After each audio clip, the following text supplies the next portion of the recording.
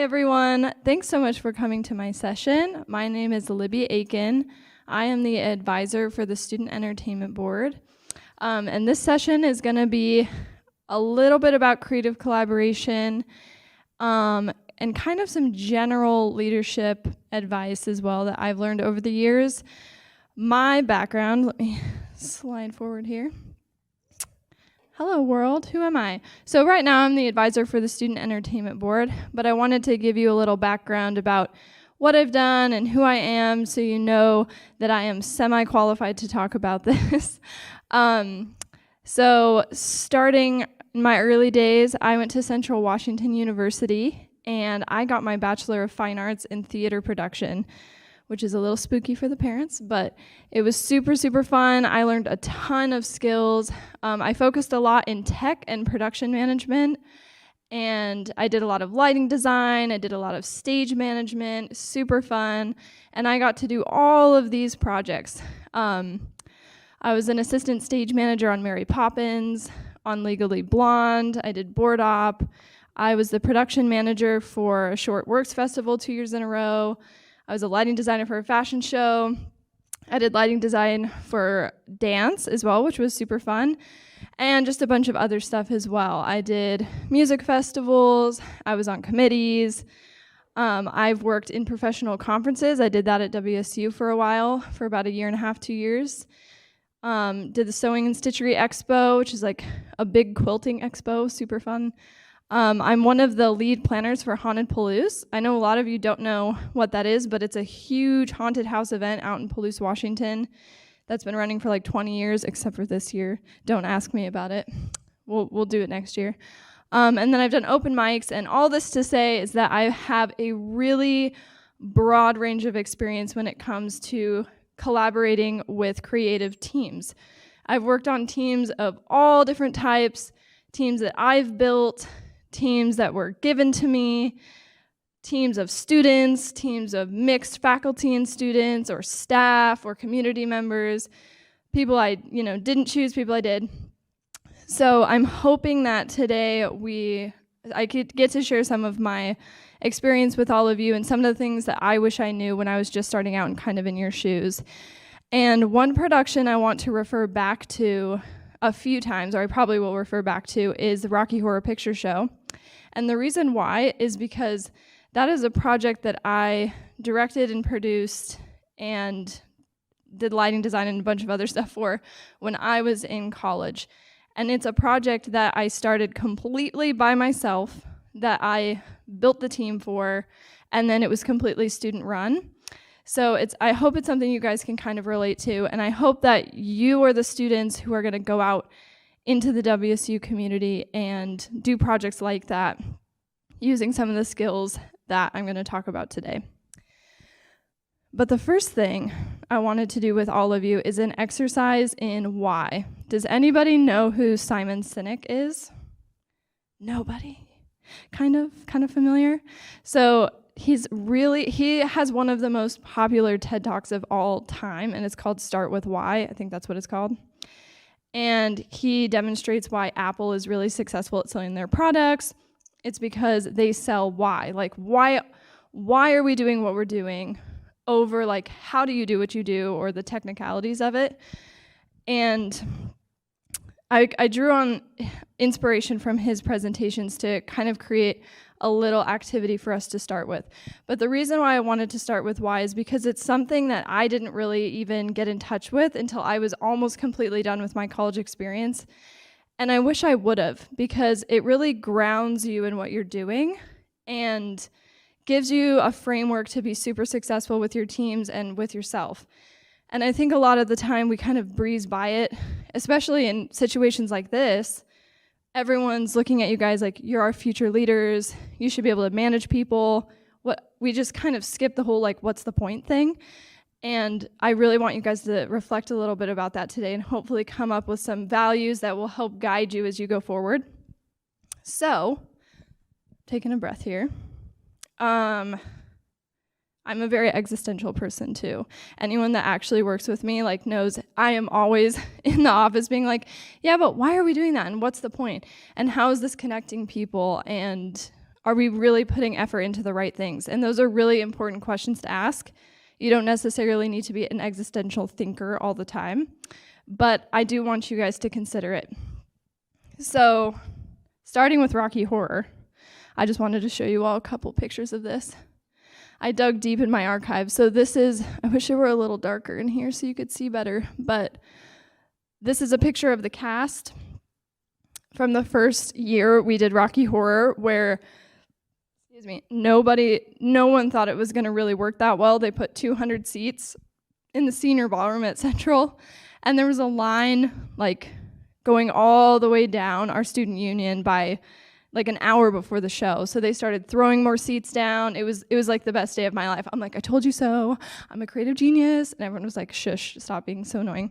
I'm like, okay, you're right, fair. But it was so much fun to do. I wanted to share these pictures with you guys because we did this project with nothing. We had no money. We had a little bit of support. People really got on the bandwagon after we did it the first year, and it was so successful. But this is hilarious. We convinced like almost 1,000 students to put newspapers on their heads during the production. This is one of the cast members playing, gosh, now I can't remember his name. Isn't that hilarious? I directed it for 3 years. Anyway, super, super, super fun.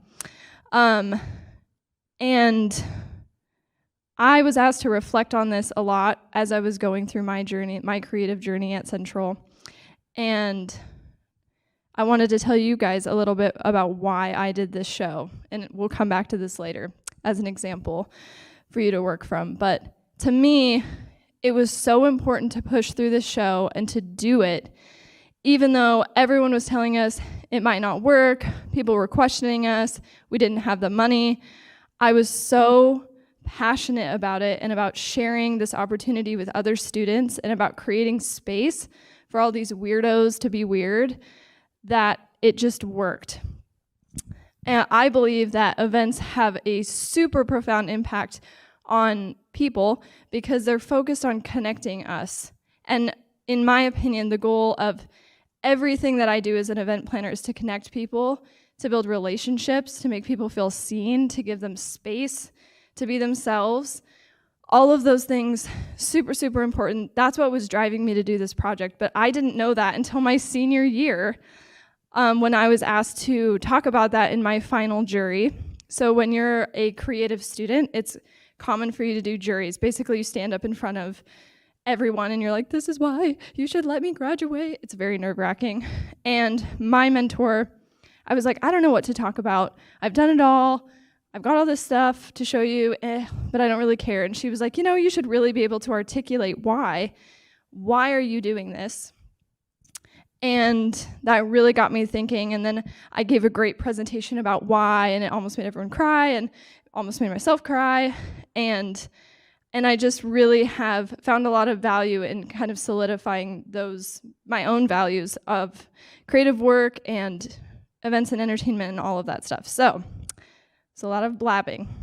So we're going to get into your guys' why in a little bit. Actually, we're going to get into it right now. Let me turn this page here. So let's start with why. So actually, let me see here. I found this really funny graphic on Instagram and I wanted to share it with you because as I was preparing this presentation, I'm a very creative thinker and this is how it felt. What you thinking about? And like just dinosaurs and ramen and rainbows and everything that's ever happened to me and everything that might happen, and getting all of that into a presentation was a little daunting. So I'm hoping we can get it into bite sizes for you all today, but I thought this was funny. This is how we're gonna feel. So I need everybody to get out a piece of paper. Who has a piece of paper? Who doesn't? Raise your hand if you have paper and a pen. No one. For shame. You're at a conference. All right, that's okay. I brought paper.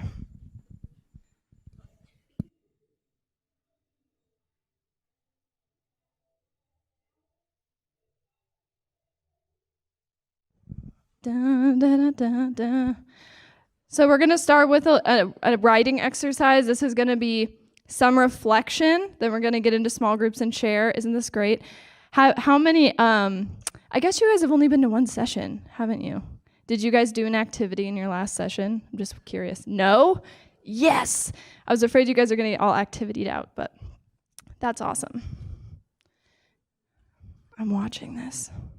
Do, do, do, do, do, do, do, do. For the people on Global, where are you? One of these cameras, you can do the same thing. Follow along.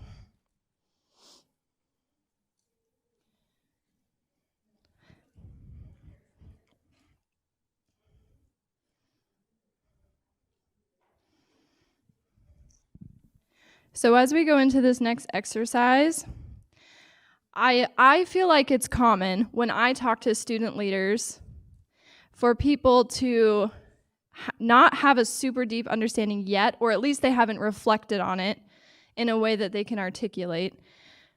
I'm like, well, why are you doing events? Or why are you doing theater? And they're like, I don't know, it's fun. I'm creative. I like to draw.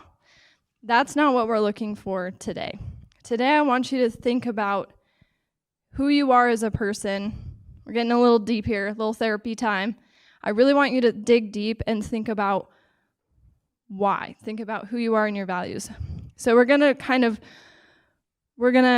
do a reverse engineer here of our values. So I want you to think of 3 people who you follow. This could be follow on social media. It could be someone in your life who you respect. I want you to think of 3 people that you follow and write those people down. 30 seconds-ish. When I did this exercise for myself, I think like Jenna Marbles was on the list. So that's an example. Does anyone know who Jenna Marbles is? Okay. We're not that far away then. I don't know anymore. She quit the internet. Huh? Oh, God. Oh, my God. That's hilarious. In my last session, I asked people if they knew when YouTube was made. Anyone know when YouTube came online? Oh, wow, you even have the exact date.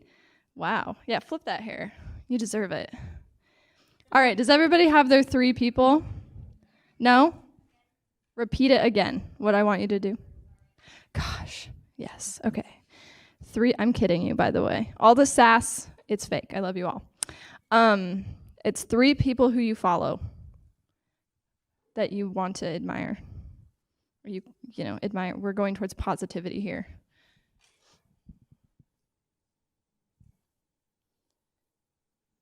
When you're done, do some kind of funny motion.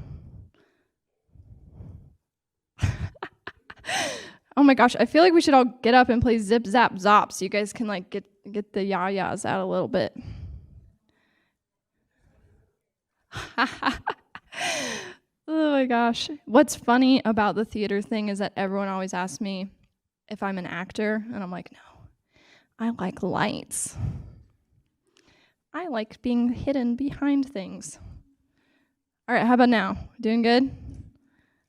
Wow, thank you. I appreciate the commitment. Okay, next step. List at least 3 reasons why you gravitate towards each person. Per person. 3 things for each person. I want you to think about that person and think about, why do I follow this person? And this doesn't have to be a complete sentence.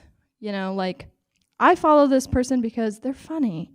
I follow this person because, they make me laugh. Think a little bit deeper about that. Why do they make you laugh? I'm turning the lo-fi back on.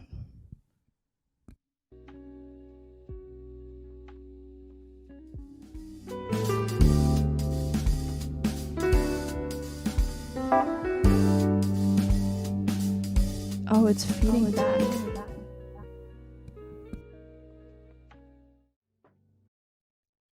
All right. Did I spell gravitate right? I like how you guys shrug. Perfect. I was just telling Brian, he was in here, I'm like, I'm starting to get, like, I'm looking at normal English words, and my eyes are like, is that English? That's kind of where I'm at today. All right, everyone have their 3 things per person. Great. Let's move on. So, using those things as sort of a reflection of things that you naturally gravitate towards that maybe speak to you, I want you to draft a statement that you will be sharing with others and me. Draft a statement about what your most important values are as a leader and why you chose those values. We're going to take a few minutes to do this. Think about it. You're at a leadership conference. What are you trying to do here today? What do you want to do in the future? Talk about your values. All right, so the last part of this exercise is I want you to just write a few notes about why you came to this conference today and what you're hoping to get out of it. I'm genuinely curious. I want to know, why did you come today? Well, just like 1 minute. Just draft some notes. And to the music, I just want to state that. I would love it to fade away, but it's doing weird things. All right, is everybody pretty much done? All right, so now I want you to get into groups of about 3 or 4 people, and everyone is going to share with each other. And then we're going to have just a few of you share out. So the brave ones amongst you will share out in the next part. But I want you guys to take about 5 minutes, share amongst yourselves, and steal good ideas from each other. I think I put that on here. Yes, steal good ideas. And we'll see you in 5 minutes. Can't wait to hear what. All right, folks, let's bring it on back.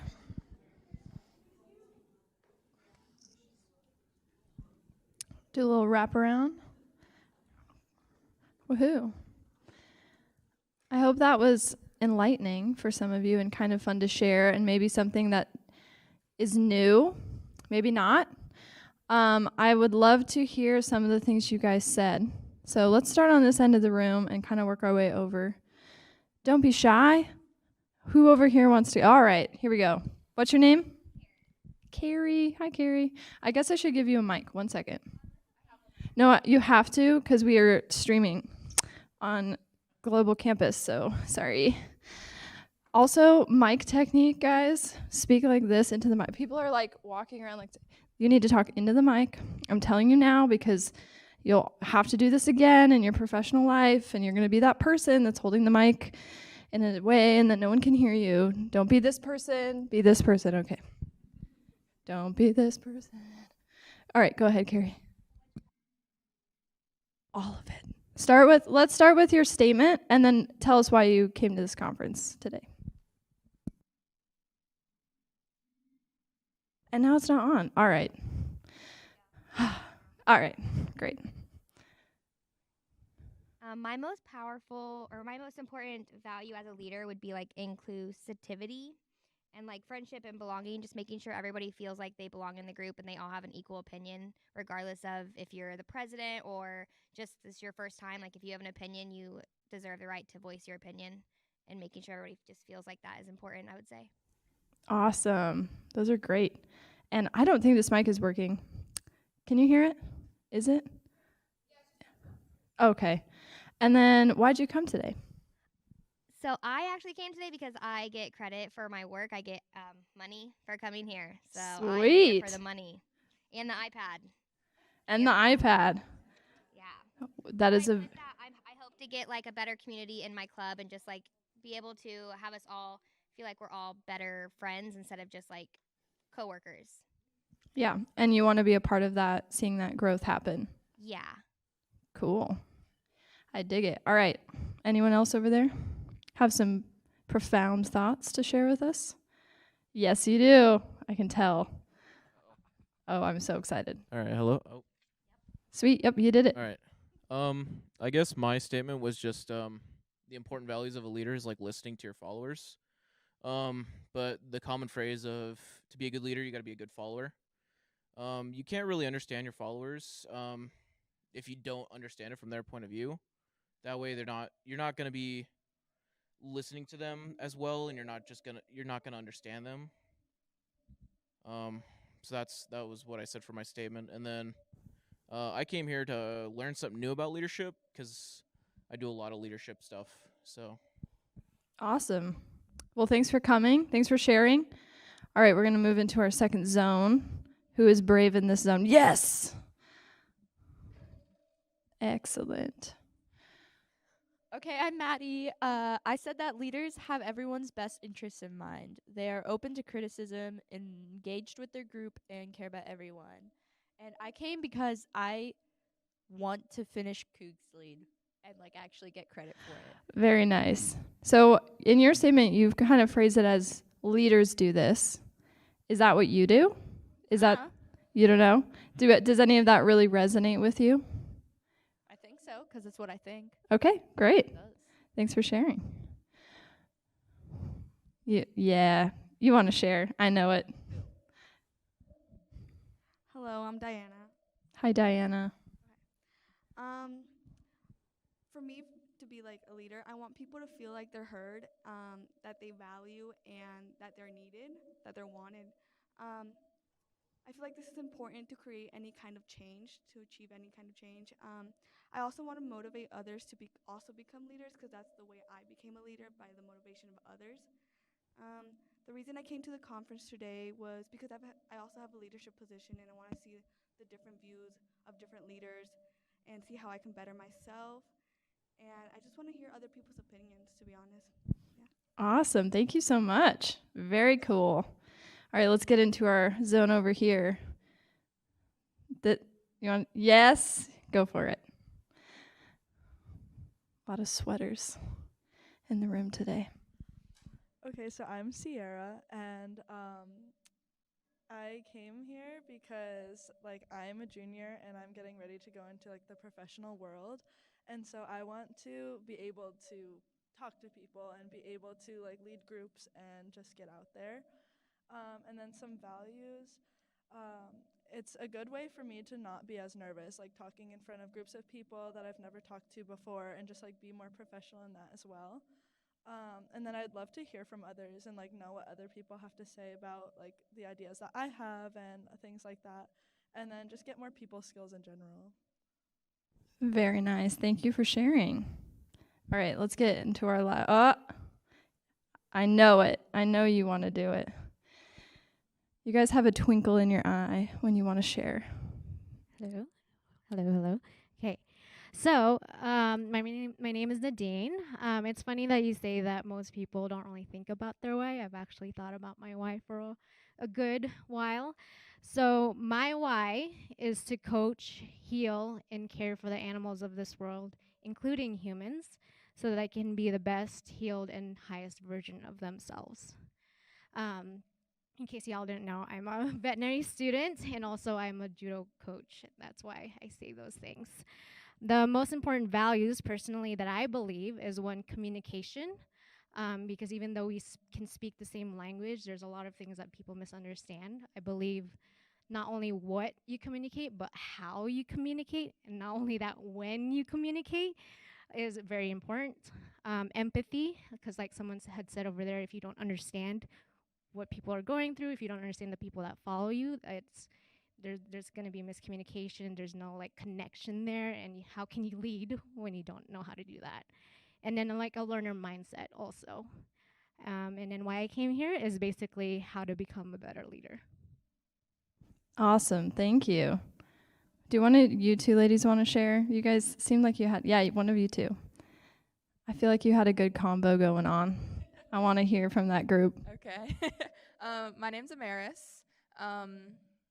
I'm here because I'm a student ambassador for Global Campus, so I am also being paid to be here. But that's a leadership position in itself, so it correlates well. It translates into this.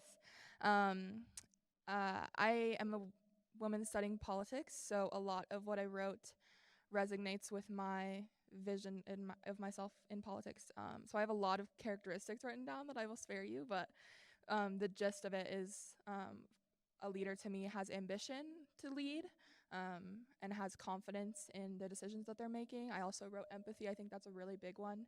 Being able to empathize with your team and meet them wherever they're at, and also bring them up to where they want to be a mentor for people, I think is super important.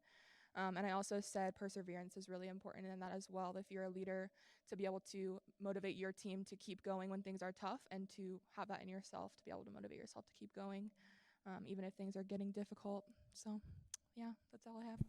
Awesome. We'll have you be the last one. Feel free to shut that mic off if it's not. Now it's off? Okay, great. Well, thank you all so much for sharing and for participating in that. And I hope that it got you kind of thinking about not just like, I'm going to lead a club and people are going to do what I say and I give tasks out, but how are you connecting with people? What is motivating your actions as a leader? Because I can tell you from experience, if you don't have that emotional connection to what you're doing, it can get hard to keep going sometimes. So having a strong emotional why, knowing what your values are, those things can be North Stars for you as you go on in your journey. And a lot of you said a lot of things that I'm going to talk about today. So pat yourself on the back. You're already amazing, at least 50%. Another couple of points I wanted to touch on just before we move on, but I will click my slides. Also, the format of this presentation is kind of fun. I just put little videos in here instead of pictures, and I just wanted to draw attention to this video because it cracks me up. It's literally this guy going like, why? So anyway, I thought that was funny. But why? Let's get real meta here. Creatively, I've really had to get good at this because typically the arts are something that is kind of misunderstood, or events. People are like, why are we spending money on this? Like, does it really matter? We really need more, doctors. We really need all of this going on. So I've had to get really good at convincing people that what I'm doing is worthwhile. And that's something as leaders you are also going to have to do. So being able to articulate what motivates you on an emotional level, on a values level, is going to be super valuable as you go forward. So I really want you guys to continue reflecting on this and just doing self-reflection in general. Like, get to know yourself, add things, change your why, with the goal of being able to like get in front of your team and be like, the reason why I'm here today is to help you. I value you. All of the things you guys said. I want to push your ideas forward. I want to support you. Those are the type of things that your team is really going to connect with. They're not going to connect with someone being like, why aren't you guys doing your stuff? Oh my gosh, can't you just do it right? Like, that is not going to get your team motivated. So being able to articulate that is great. And then understanding that even though we're going to back up a lot of our decisions as leaders with data or with trends or with stuff we know because we read it in a book, even though that is, yes, going to support your decisions, people generally make emotional decisions. So once again, just being able to clearly articulate your why and get connected to emotions is super important. So reflect a lot, learn things about yourself, revise this statement, and always keep that kind of as your North Star. It's super, super valuable. I put invent it in my notes. I have no idea what that means. All right, so I'm gonna just start rolling through some tools. None of this, putting this presentation together was a little challenging because when I'm reflecting on creative projects that I've done or any leadership I've done, every single thing looks different. There is no way to lead correctly. All of us have a different approach, and what's most important is that you're doing it authentically and you have strong values, you have a strong why, and you have the tools to work with a lot of different people. So we're gonna just like get into some tools. Also, feel free to like ask questions, jump in at any time. I don't think that'll happen. We'll have time at the end to do that as well, but start with why. We did that today. Super, super important. Next thing, know your stuff. So it's very important to me when I get into a new creative project or any project that I've done my research, I have a plan, and I know my stuff, because your team is going to have a lot of questions. Ultimately, your goal with your team is to raise those people up so that they can work at their best ability to help fill whatever needs you need to meet or whatever goals you're trying to reach. But they can't do that if you don't have your information together. So Always take time before you start a project with other people and just get your facts straight. What's the timeline? What's the budget? Who are we working with? What are their goals? What are my goals? Who is my team? We're gonna get into that more in a little bit, but be prepared to answer questions, be prepared with a timeline. These things should also be written. I've worked with a lot of student leaders who are like, oh yeah, you just show up and you do it. Like, it's not that hard. It is that hard. And when you're working with a lot of people, it's important you have really clear expectations, written plans, things that you can hand off to people, various ways of them understanding. You need to know your stuff. You need to be the expert in the room on the project, and always be open to learning new things. Obviously, things are going to come up, but know your stuff for sure. When I was doing Rocky Horror, I spent months beforehand getting all of my paperwork done. I knew exactly what we needed to do. I knew exactly what roles I needed to fill. I knew kind of what team members I could expect. There was a lot I knew beforehand, so that when I was bringing people on and asking them to jump into the project and collaborate, they weren't like, what do you want from me? How am I supposed to fit into this team? I feel like I'm taking on too much. I feel like you're scrambled. You don't want that. You want to instill confidence by knowing your stuff. Cool. Any questions about that? Pretty straightforward, right? Cool. All right, know your team. This is a huge one. Okay, appreciate the video. These are so funny to me. I just know, like, people went out and shot those videos and they're like, okay, now we're gonna high five. Yeah, and it's like all fake. I just think it's hilarious. Okay, so know your stuff, know your team. Understand your team's strengths and talents, and how do you fit into the team? This is something I spend a lot of time on, especially with my student staff, but once again, thinking about creative projects I've done, I spend a lot of time getting to know the people that I work with. And I'm not talking about, like, do you have a dog? Do you like chocolate? Like, that's not what we're talking about. We're talking about, who is this person? What are their goals? What are their strengths? What makes them excited? Why are they here? And really encouraging people to get super honest about why they're participating in the project and kind of what they're bringing to the table. I have had a lot of success really driving home the expectations with people, because I feel like a lot of time, and you have probably all experienced this, we get into situations where we're working on a project with someone and then all of a sudden it becomes way, way, way too much, and then they just fall off the face of the earth. That's common. That happens a lot, especially when you're talking about, like, big nebulous creative projects, or if you're starting something brand new from scratch.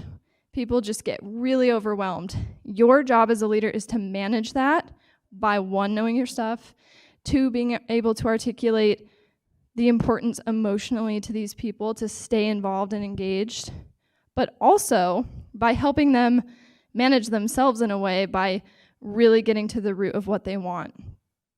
And these meetings, like, can be early on in a process, and I've just straight up asked people, like, you say you want to do this, but I also know you're a student. I know you've got a full load this semester. I know your car's tire just popped. Like, what's going on with you for real? Let's set a reasonable, like, very realistic expectation for you and this team. And I want you to work on what you're passionate about to the extent that you want to work on it. Because if you have those honest communications with your team early, and you really know where they're at, and you really know what they're passionate about, you can apply them much more effectively than someone who you're dumping expectations on and being like, why can't you do it? Like, come on, I can do it. We're not the same. Like, we're all very, very, very different people, and we manage stress differently, and we manage everything differently. So know your team really well. Take time to get to know them. Be willing to change those expectations as things go on. I've had that happen a lot as well, with team members coming into a project and saying, oh, I can do this. I feel super confident about it. And then they'll come back to me in a week or 2 weeks or even halfway through a project and be like, I'm just tapped out. I can't do anymore. It's your job as a leader to take that with grace and be like, I understand. we can figure this out. Let's problem solve. That is way more effective than you getting upset. And you can probably predict it if you know your team well enough. So take time to understand your team.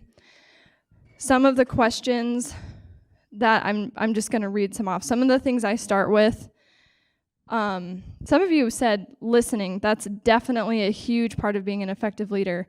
Just zip it and listen to your team. I ask people, tell me more. Tell me more. What's your plan for this? And tell me about your plan. Like if someone's really excited about something, let them talk about it. Let them tell you what they're capable of doing. Let them give you ideas. You're working with super powerful people who are inspired, who also have dreams and goals. That is an amazing source of power for your project. So use that. Engage people the way they want to be engaged. Ask them, what do you think would be fun or cool? What are you passionate about? What's your favorite thing to do? What's your favorite part of this process? So for me, for example, if someone came up to me and said, oh, you like doing theater, you can do kind of anything. What's your favorite thing to do? I would say lighting design. I can stay up till 3 a.m. thinking about that. Then if they put me into that role, that's going to be way more successful than if they're like, well, could you manage costumes for us or something? So know people's favorite part of the process, work with that, leverage that. And then what's your capacity right now? And what do you think your capacity is going to be? These are all great questions. And then after they tell you, then you can say, but really, what's your capacity right now? What's on your plate? Like, let's really get down to brass tacks here. And you want to approach all of those questions with the mindset of, I just want to support you the absolute best way I can. I'm not trying to get at you or out you or, make you feel like, I'm digging for something crazy. You just want to understand your team really well and apply them the best way possible. Maximize those talents.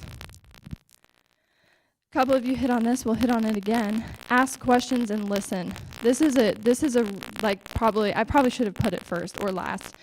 It's one of the most important skills, and it seems so obvious, right? Like, yeah, I'll listen to my team and I care about what people think, but a lot of the time we don't realize we're going into situations with a lot of preconceived notions about how something should go.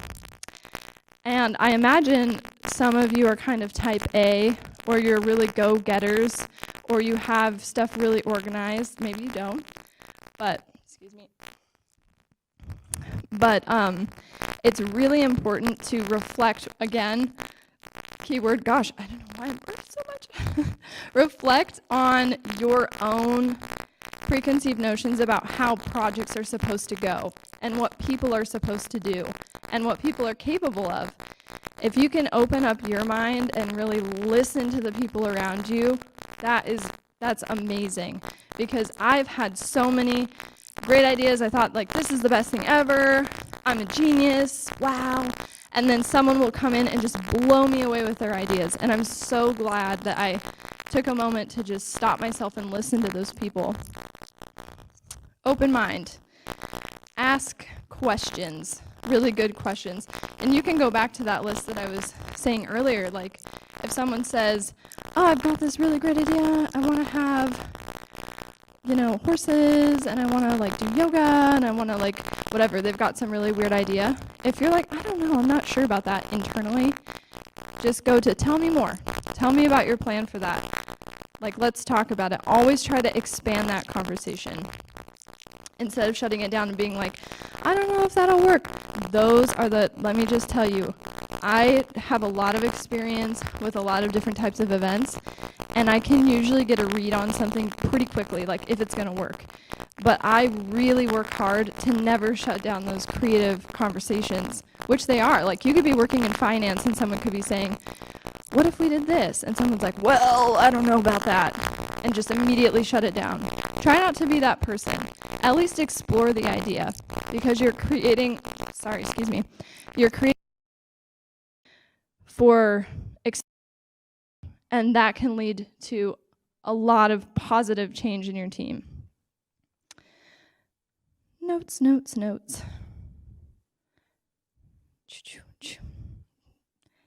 Sorry, they're a little wonky for some reason. Okay, my last note here is, who knows who John Green is? Yes, some John Green. Raise your hand really high if you know who John Green is. I'm also going to steal from him. So John Green is an author. He's a well-known author. He did The Fault in Our Stars. Who knows what The Fault in Our Stars is? Pop culture. Get your pop culture references together. Anyway, he also has a YouTube channel, back to YouTube, with his brother. It's called Vlog Brothers. It's great. They're very smart and funny. But he did this fantastic video not long ago about his early life and his early work, and something that someone said to him that really, really resonated. And it goes along with this ask questions and listen. And it's, don't just do something, stand there. Don't just do something, stand there. So interesting to phrase it like that. But sometimes the hardest thing to do is nothing. And sometimes that's the best thing you can do as a leader, is just let people have their moment and the space to process and think and procrastinate and come back to you. And you holding that space for them is incredibly powerful. And it's definitely a difficult skill to learn, because a lot of the time we're up against deadlines or expectations, and we want the answer and we want people to perform. And it's really hard to just be quiet and let people process and let them, fill that gap for you. But I challenge you to do that, and I challenge you to do that in your personal life as well. Just be there for people. Just stand there. Let them grow into that space, because you'll be amazed. We're getting to the end here. Wow, this went by so fast. This one also these all seem pretty obvious, but they're very powerful if you do them intentionally. Take responsibility for what's going on. One of the things I have always strived to do as a leader, especially in creative spaces, is let my team know you're safe.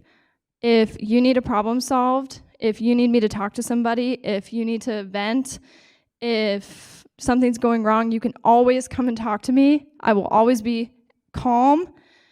I will always help you find a solution. We'll work together. I'll help you work through challenging situations. And because people feel safe in that situation, they feel safe to go be their best self. You don't ever want your team being conservative because they're afraid of how you might react. Get control of your reactions. Take responsibility for your emotions and for the project, and be there for your team. Obviously, there's a lot of nuance there. Things happen sometimes, whatever. We could what if all day about projects, but take responsibility for your team and for the project. If something was going wrong with Rocky Horror, or a door wasn't open, or someone had to leave, I did my very, very best to never be upset with that person. Things happen, life is life, people are people. It's your job as a leader to fill that void. That's what makes being a leader hard, is that you have big shoes to fill.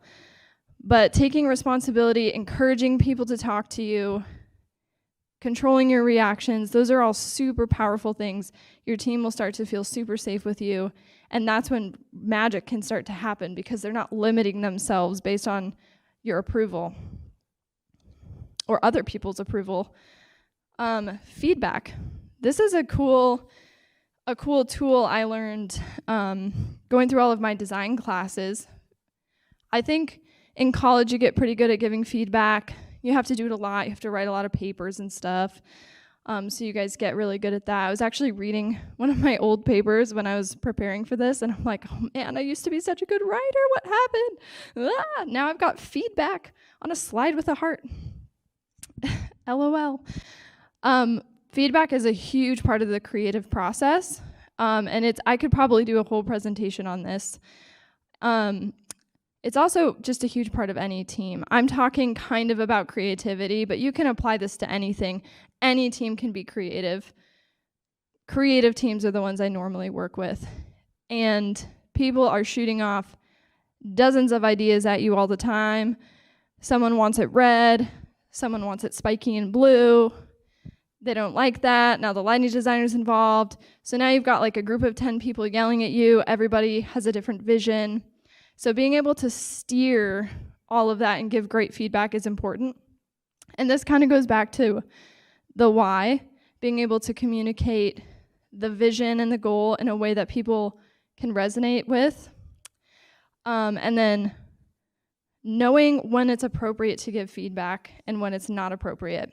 And one of the things my lighting professor taught me, her name is Tina Berrigan, she's fabulous, was to ask for consent before you give feedback.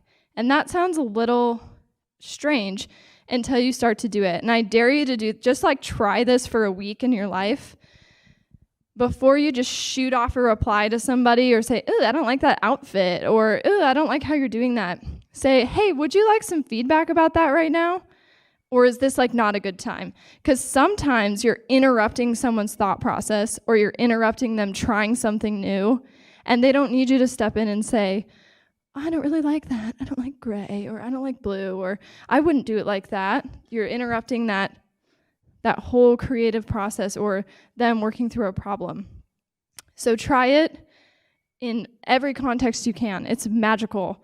And sometimes people are like, "Yeah, I do want feedback. What do you think?" And then they're primed for that feedback. And sometimes they're like, "Actually, no, I'm working on this polka dot and it's not done yet. I want you to talk about it." And then you can be like, "Great, now I'm not interrupting your process." So ask for consent in that context. Notes again.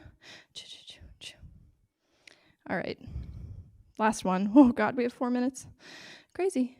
Show up first and leave last.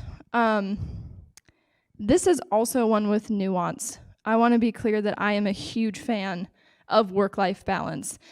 And that's probably another whole session is work-life balance. I hope all of you develop great work-life balance skills and boundaries, and you enforce those boundaries very well. Work on that. That's a great skill. But something I have always tried to do as a leader is show my team that I'm there for them by being there early, helping them as much as I can, and then being the last one to leave. Or if I'm not the last one to leave, I'm checking in with every person and being like, "Do you have everything you need? Do you need me to stay? What's going on with you right now?" You know, you're following up with everybody. So show up first. Literally show up for your team. It's one of the most powerful things I've seen student leaders do as well. I've gotten the opportunity to work with some great people over the last year. Two of the most powerful things they do is listen and show up. If you can do those two things, you're golden. The rest is gravy. And leadership content is everywhere. You can binge YouTube for hours. You can read books. You can learn this stuff. And one day you'll be up here talking to students about it. But listen and show up. Those are the two big things. And I think I'm going to skip. Well, I can talk really fast. I don't know. If I were to start today, I guess I kind of touched on this already. If I were going to start today with a new team, with a team already in place, I would get to know that team, really learn about what they've been going through, what their vision is, their goals are, and go from there and show up. In creating my own team, I would really fine-tune my vision for whatever project I was working on and my values, and be able to articulate that really well. Because if you can articulate that really well, you can build an incredible team. And that's what you guys are going to be doing. Okay, where are we? Here we go. When in doubt, lead authentically, listen, and show up. Be yourself. Be yourself. Don't be a little cookie-cutter leader person. Be a cool weirdo and help other people be also weirdos. That's your mission. And I'm on campus all the time. If you guys want to just come chat or you have an idea, I'm connected pretty well at the university, and I want you to succeed. I want your ideas to come to life, probably more than a lot of people. I have that underdog dream for all of you. I want you all to win. So send me an email or stop by my office. I'm in the Cub in 320, and I'd be happy to talk to you. And we have just like a few minutes for questions. Are there any questions out there? Also, you can come talk to me afterwards if you want. But thank you all so much for listening. I know that was a lot. I believe in all of you so much, and I hope that this session helped you kind of get a new perspective on what it means to be a leader. Thank you, guys. And you are free to go whenever you want.